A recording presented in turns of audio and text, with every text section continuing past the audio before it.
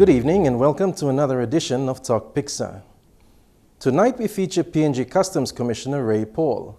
He explains the role and responsibilities of the PNG Customs Service, starting from the legislation that PNG Customs operates under, through to the important tasks of collecting revenue for the country and, more essentially, border protection. The Customs Service in Papua New Guinea is an important role and an important service, but not one that's known about by many people or the majority of people.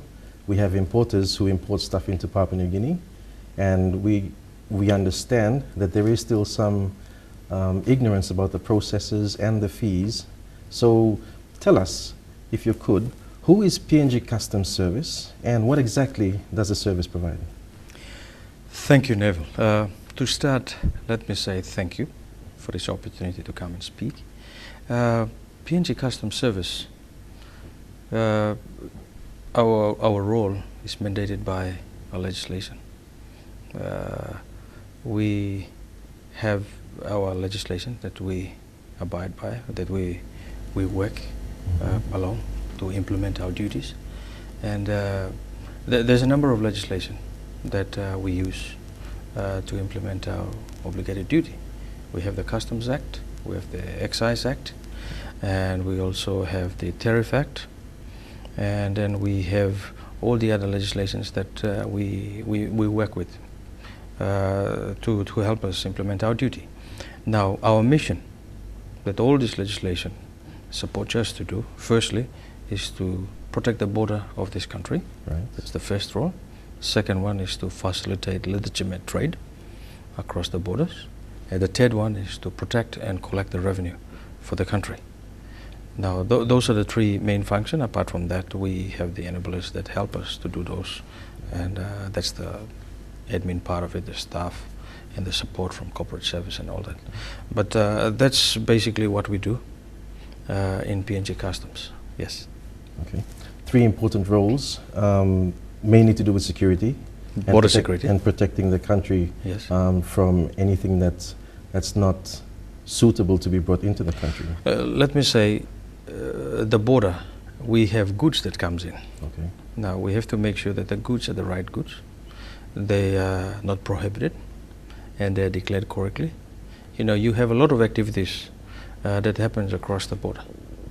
Now, for us to identify these goods are the right one to come in and these ones are not, that's the important part. Now, if we don't have a dedicated group of people that monitors what comes in to the country, we will have issues. Now, you have other department line agencies that we work with, like Nakia or like immigration.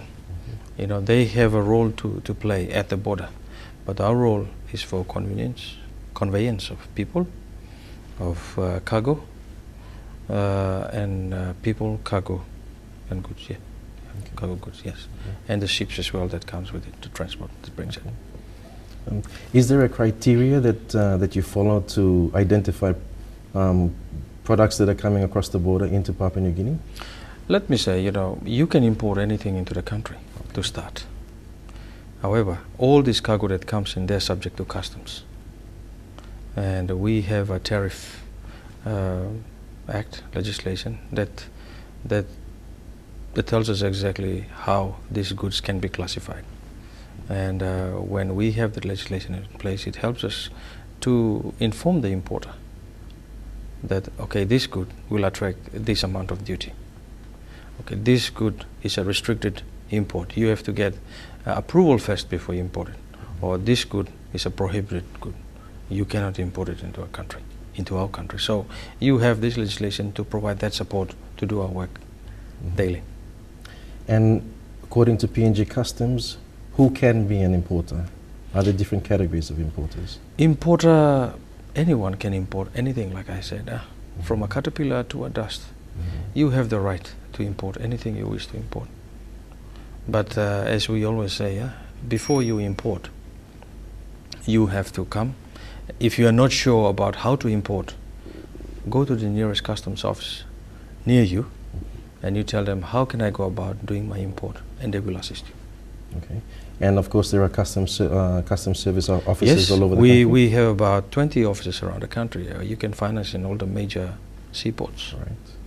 Basically, we have an office in Hagen, in the Highlands region, but otherwise along the coast, we have good number of offices there that can assist you, and we have offices there that attends to query and facilitate trade. Now, when we speak of, because we've been referring basically to imports coming over land borders and sea borders, what about air? Yes, we have offices too at the airport that looks after the air cargo side of the business. The cargoes that come through the air, it's processed in the same way that the sea cargo are processed, even the land border, the cargoes that come through the land border as well, yes. Okay. The same process applies. The tariff, how it's categorized, and the duty payment, they are all the same. But the process involved in the facilitation may differ a bit from the land to the sea, but otherwise the principle of clearing the cargo is the same.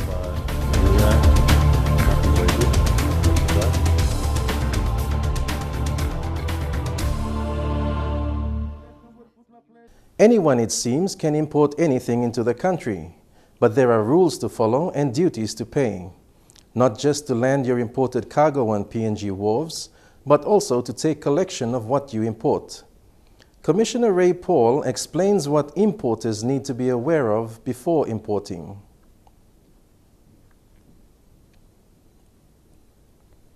Now, I understand that the PNG customs officers are the first people that meet people or importers or people trying to bring stuff into the country. Say somebody is importing something. When you approach them for the first time, what's the procedure? Before an importer imports, he has to know exactly what he wants to import, right? Exactly. You have to identify something first before you want to import. You cannot just import anything. Now what he does is he goes to the bank and sends the money across after confirming what he wants. And then from there, they inform him that the cargo is coming with whichever mode of transport, whether it be air or by sea. And then from there, he looks for a broker, because no individual person can import, can clear the good through customs.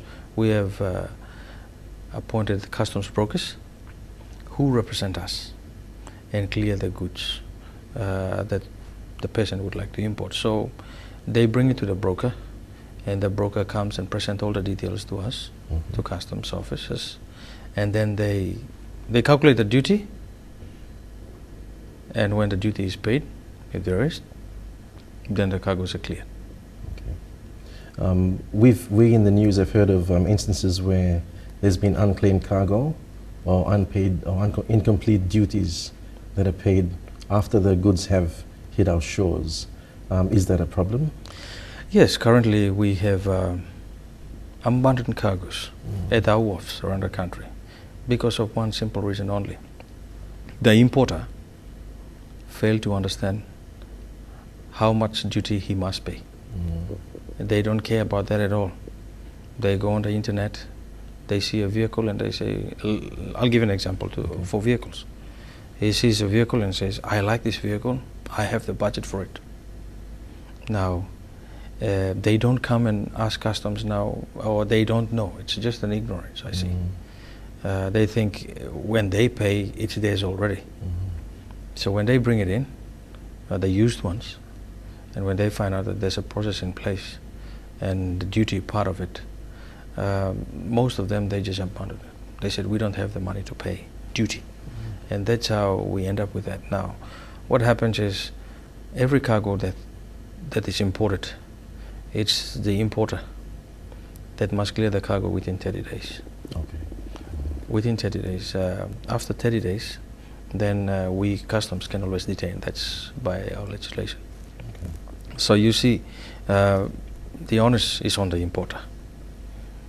He has to make sure that what he imports, he must know the duty part of it also. And the other requirement that is there, like the NACIA requirements and all that, that's the other group, and the ports requirements also. And that's something that an importer must know. They must not just go out and say, okay, I can import this, I can import that, because when they come at the borders, and if they don't have the money, they will leave the goods. Now the problem is, we don't have place to store them. Now from customs side, it's part of our program, modernization program, to at least identify space and at least build a Queensbone, a yard to store all these abundant cargoes. There's a good number of them. So what we do after that is we auction them via auction tender, and then people can bid for those cargo. So that's basically how we go about doing the abundant cargo. Now, do you face prohibited items that have been imported and have found by customs to be prohibited from entering the country and are left unclaimed because the people bringing them in realize that it's illegal to have them in the country? Do you have instances of that? From experience, we have some cargoes that are classified prohibited that we've detained. Okay. Now there are other cargoes that are restricted that we've also detained too, because they didn't have proper permits, and we have a process of disposing them also. Okay, so there is a disposal process that yes. you utilize. And it's governed by the Act as well.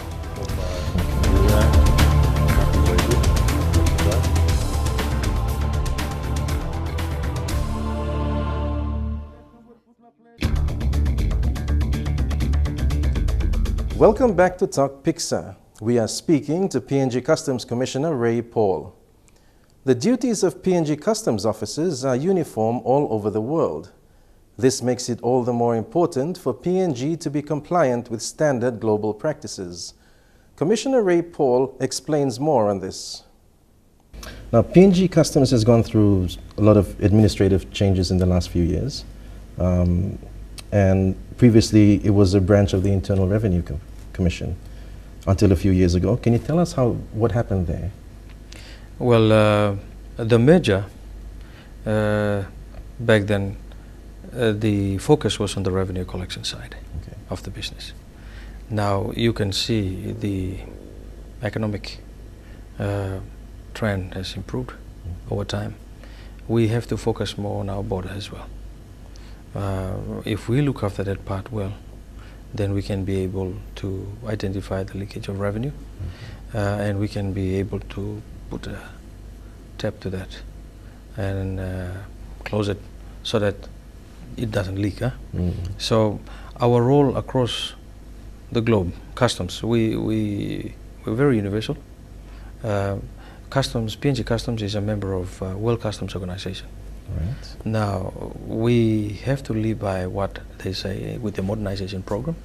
And I see that, by us coming out of the merger, we can implement what is required of us. Because the same customs language that is spoken in PNG is the same one that is spoken in Australia, New Zealand, China, Japan. We all speak the same language in customs when it comes to border security, when it comes to tariff, when it comes to valuation. The modernization program, we have to speak the same language, because if we don't improve on our part on our modernization program, the world knows PNG doesn't have this particular area of modernization program like authorized economic operators. What implications would that have for us? It's not good for us as a country, because if we don't do this modernization, people in other countries, developed countries, they want to do business with us, and the convenience of doing business, if it's not there, we miss.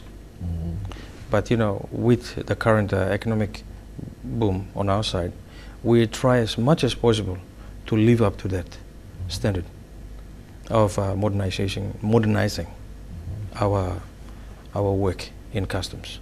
So you've heard of the container examination facility. Yes. Now that's just one of those area that we'd like to address to meet that level. People are coming for APAC meeting. If we tell through the APAC fact sheets, we say that we are implementing the container examination facility, they will say, okay, the security, the safe. PNG has implemented that part of that security for the cargoes that come in, it gives us a bonus. Huh? So people will know who we are when we live up to those expectations in modernizing our systems and processes. Yes. How far ahead, or how far are we now with the modernization program? What stage are we at? Okay. In the last, 4 or 5 years, we had a diagnostic done by World Customs Organization. Okay. And that diagnostic purposely was aimed at seeing where we are with our modernization program. And now our team back then, they have this program running.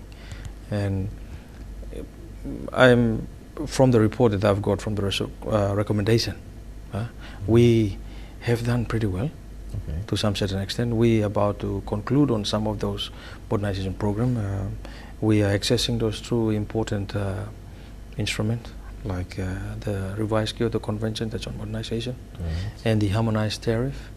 Now I'm thankful to the O'Neill Dion government for seeing that need to modernize this organization.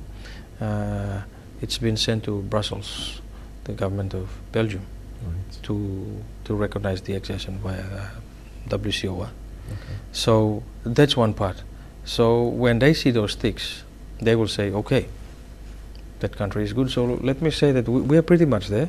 Recently, last year, we had the Oceania Customs Organization who came to do a baseline survey to see where we are with our modernization program. And the figures that came out of that was very interesting. And I'm really thankful to the hardworking staff of Customs, particularly at the management level, to make sure that we implement those modernization, and also to the operation people. I'm very thankful of them also, that they embrace it and they make sure that it's implemented. We cannot always get this done, alone. We need other agencies also. Our stakeholders, they're very important people. They're the key to all these changes, like people at the ports, the customs brokers, like people like Nakia. You have people like immigration. This group, we value them. Police.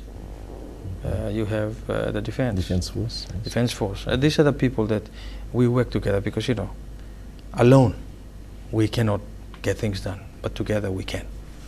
Yeah. So we have the PNG Defense Force conducting regular patrols. Is PNG Customs part of that? We use their boats to do this patrol, and they support us with manpower and all that. So we pay the costs. And thankful to National Fisheries Authority too, who is one of our stakeholders that goes out and do this patrol as well. They do it from their part, and we've just signed an MOU towards the end of last year. Okay.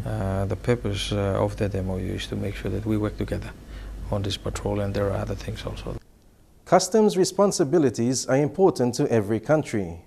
They are also important to the reputation, protection, and global standard of practices of a country like PNG. With air, land, and sea borders to monitor, PNG Customs continues to be the first and sometimes last line of defense for our country. In coming months, we will be speaking again with Customs Commissioner Ray Paul to learn more about the challenges and developments in our customs industry today. Until then, that's all we have for you on Tok Piksa tonight. You can see a replay of this program this coming Sunday. Until next time on Tok Piksa, I'm Neville Choi. Good night.